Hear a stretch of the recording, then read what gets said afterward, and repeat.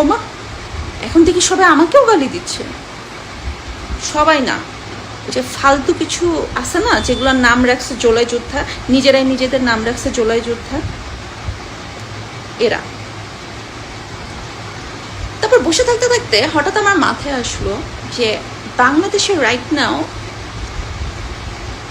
সবচেয়ে ভালো অ্যাক্টরকে শাকিব খান। বাবা, এই শাকিব খানও এত ভালো অভিনয় করে না এই জুলাই যোদ্ধাদের মতন।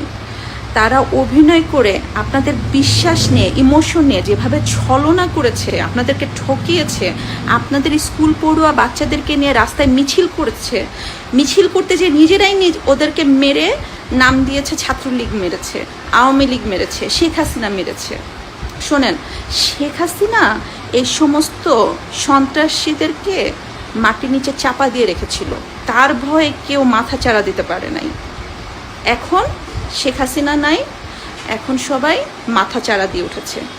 এই জন্যই আপনাদের মেয়েরা রেপ হচ্ছে, খুন হচ্ছে, আপনার ছেলেরা রাস্তায় বের হলে হাইজ্যাক হচ্ছে, ছিনতাই হচ্ছে, আপনার বাসায় স্বর্ণ গহনা রেখে আপনারা ঘুমাতে পারছেন না, মা বোন বাসায় থাকতে পারছে না। এগুলাই আপনাদের এই বিশ্বাসের ফল। এখনো সময় আছে, চোখের থেকে কাঠের চশমাটা সরান, এদেরকে বিতাড়িত করেন।